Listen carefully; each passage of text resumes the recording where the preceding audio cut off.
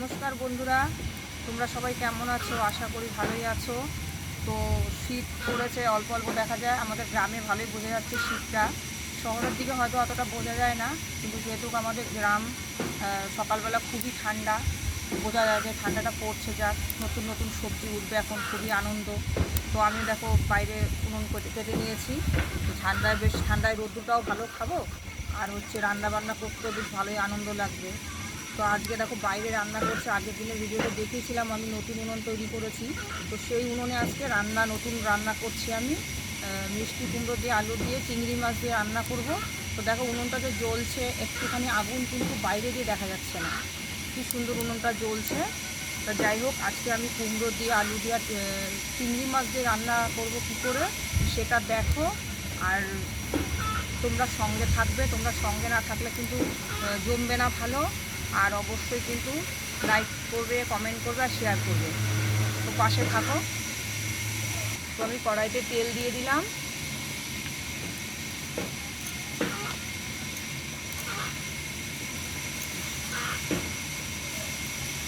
আর এই পাশে আমার মা জননীর জল গরম হচ্ছে, স্নান করবে, আগুনটা নষ্ট হচ্ছে এই পাশে।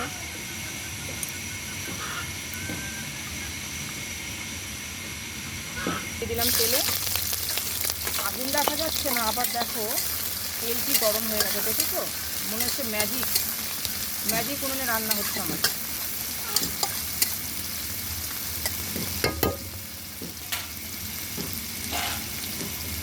মনে হচ্ছে পিকনিকটা আমি প্রথম করছি। শীত পড়তে না পড়তে পিকনিকটা আমি প্রথম করছি।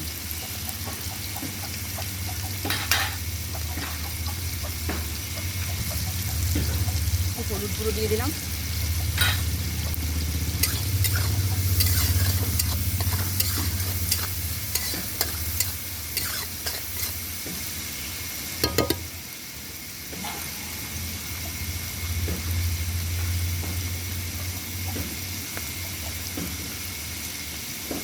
চিংড়িটা আমার ভাজা হয়ে গেছে, দেখো আমি তুলে নিচ্ছি। এবার চিংড়িটাকে তুলে নিলাম। এখানে কুমড়ো আলুটাকে আমি ধুয়ে রেখেছিলাম, ভেজে নেব।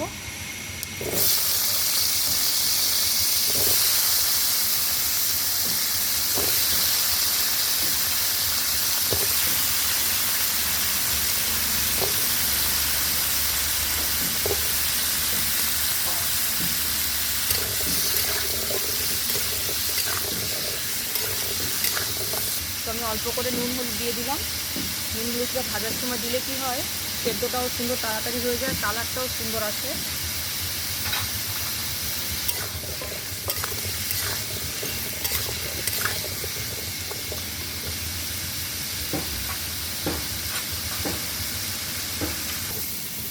তো আমার আলু কুমড়োটা ভাজা হয়ে গেছে, দেখো আমি এবার নামিয়ে নেব।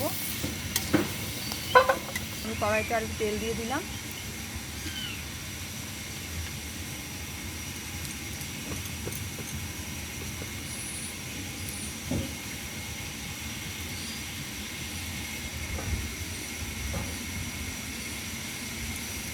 দিয়ে দিলাম গোটা শুকনো লঙ্কা,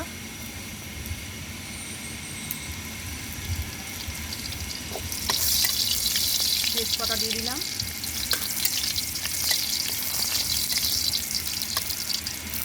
দিয়ে দিলাম গোটা জিরে,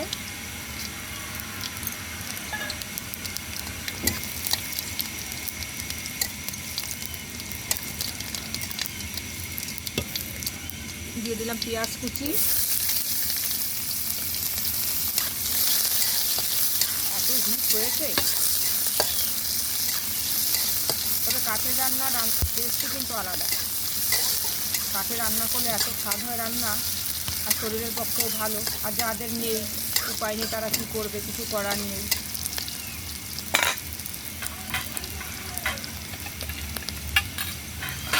তো আমি এখানে দিয়ে দিলাম জিরে বাটা, আদা বাটা, কাঁচা লঙ্কা বাটা।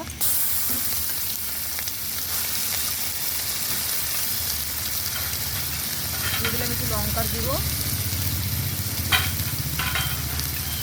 দিয়ে দিলাম নুনটা আমি পরিমাণ মতো দিলাম। দিয়ে দিলাম হলুদ গুঁড়ো, একটু জল দিয়ে দিলাম।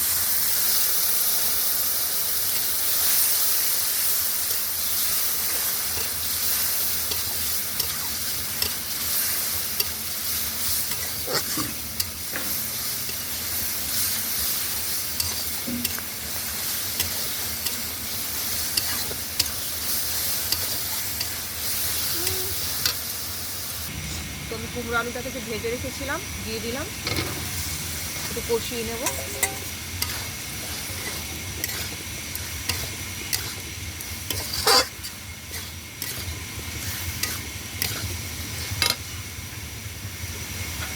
চিংড়ি মাছটাকে দিয়ে দিলাম। চিংড়ি তো মাছ না, চিংড়ি জলের পোকা।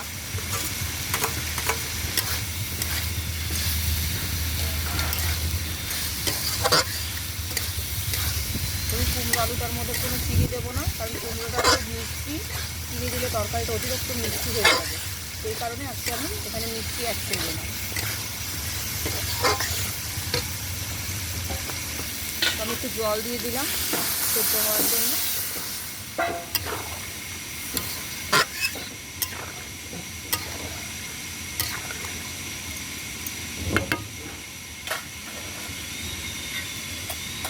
ঢাকা দিয়ে দেবো।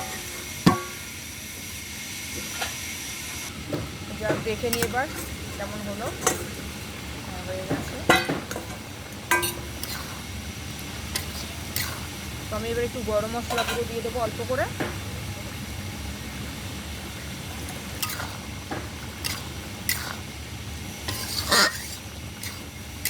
এবার নামিয়ে দেবো, কারণ ঠান্ডা হলে আরও শুকিয়ে যাবে। আর তোমরা কিন্তু চাইলে রুটি দিয়ে, যারা রুটিটা একটু বেশি পছন্দ করো তারা কিন্তু রুটি দিয়ে খেতে পারো এটা। তো এই ছিল আজকে আমার রেসিপি, কুমড়ো আলু দিয়ে চিংড়ি মাছ দিয়ে তরকারি। যাক, তোমরাও করে খাবে, কেমন হয়েছে অবশ্যই জানাবে কমেন্ট করে। আর সুস্থ থেকো, তোমরা ভালো থেকো।